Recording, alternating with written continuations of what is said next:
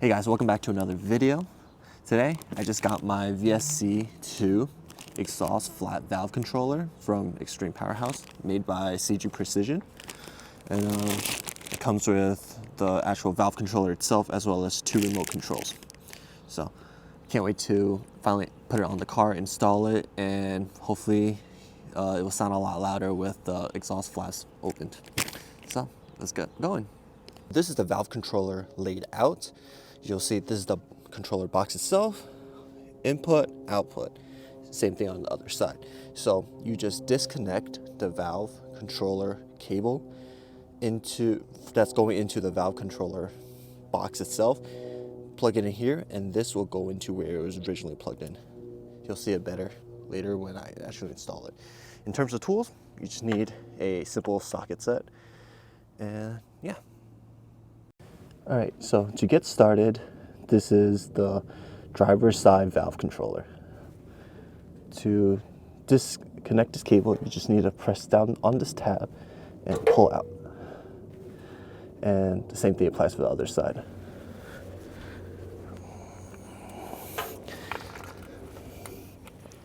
Now, with the valve controller, what you need to do is plug in the valve controller directly into the exhaust flat valve. All right, and then you plug in the car into the valve controller. So I do it one-handed. All right, so this is what it looks like. We have the original plug going into the valve controller, and then the valve controller going into the exhaust flap. All right, so now we just gotta mount the other side.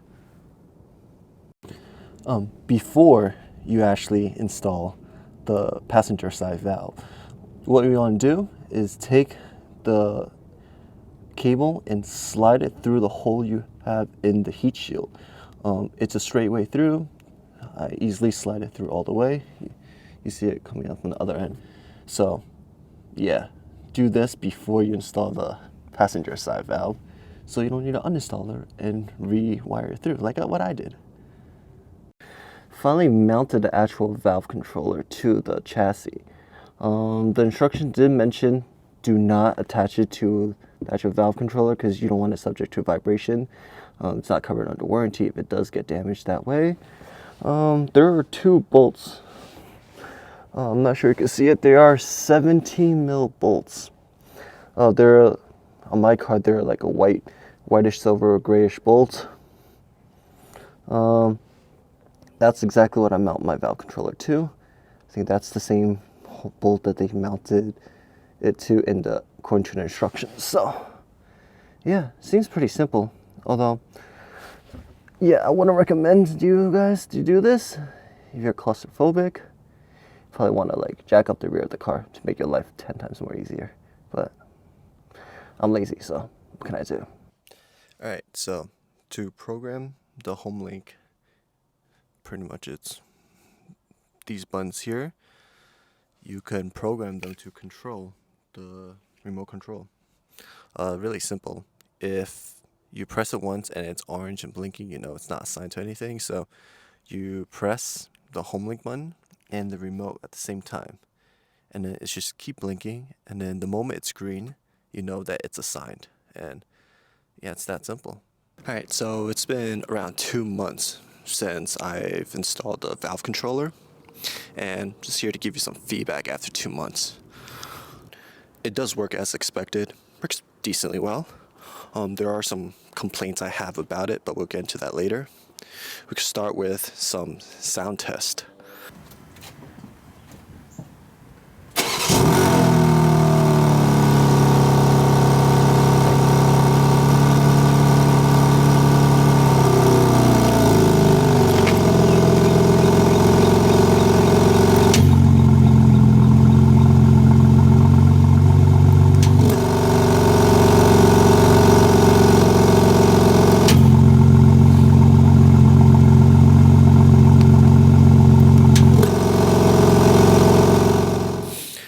So some complaints I have about this one. Sometimes the remote, either using the remote controller or using the garage home link remote, it's kind of sketchy. If you start the car and you turn on right away, depending on the order, how fast you do it, it may not register. Sometimes I find that you may need to close it and then reopen it multiple times for you to actually open. Another thing I realized while driving is I'm not sure if the flap is not working or what, but when you turn on and off, sometimes randomly, can't explain the reason why, you'll feel like the flap isn't turning on or closing. Don't know the reason why, but it's super weird because like even when I come to a stop, I tried it again, it won't work. Even when I turn off the car and turn it back on, it wouldn't open. Sometimes you hear the actual valve like open and close when it's quiet. Can't hear it, but after like 5 minutes of the car off and I turn it back on, let's say I run an errand, come back, the flap will just magically work again. So don't know the reason behind it. It could be because the flap is actually working, and because I'm in like sport on a highway, I don't really hear the difference with with the road noise going on and whatever. But hey, it's not like a clear night and day difference. I don't know, at least for me. Maybe some of you guys who are like, experienced and like listen to it different, who could tell the car by the exhaust, very sensitive to this, you guys could probably hear a difference. But for me, this like first time I'm experienced like the flaps on and off, I can't really tell too big of a difference. And in terms of actual sound, when you do turn it on in comfort, you do hear the difference in the cabin, especially when the car's not warmed up. Once it's warmed up, the difference is less subtle, but you do notice there's a lot of lower end sound from the exhaust that you do hear in the cabin. Inside the car, and this is what it sounds like in the cabin. I'm not sure how well the mic will pick it up, but I would turn on the valve exhaust.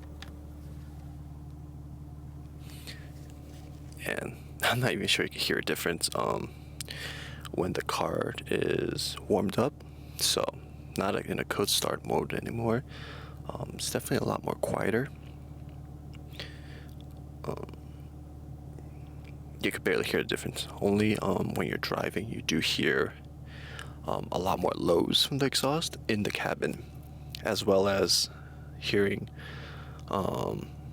more drone.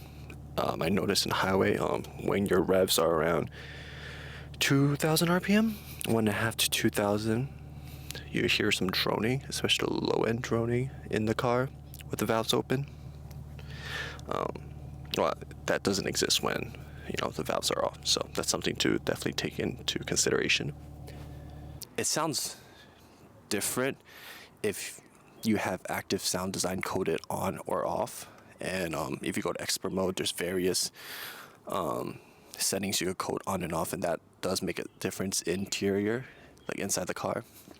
So that's something to keep in mind.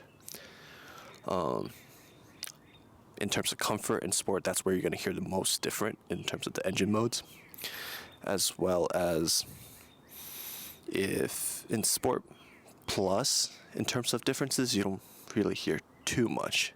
From the factory, the car does open its valves in Sport Plus mode. When you also click the exhaust flap button on your center dash, it does, introduce like burbles.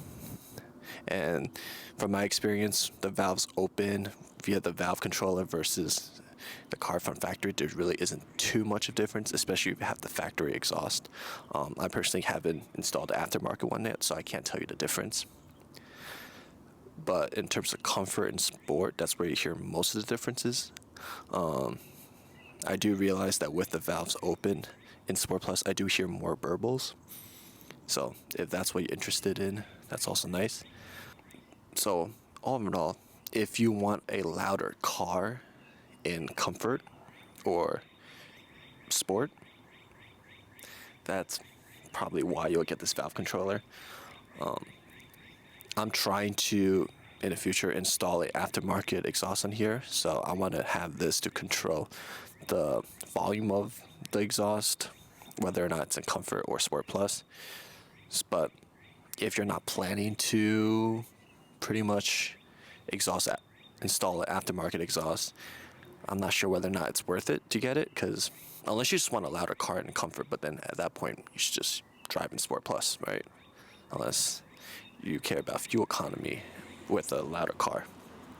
So, but everyone's to their own, I guess.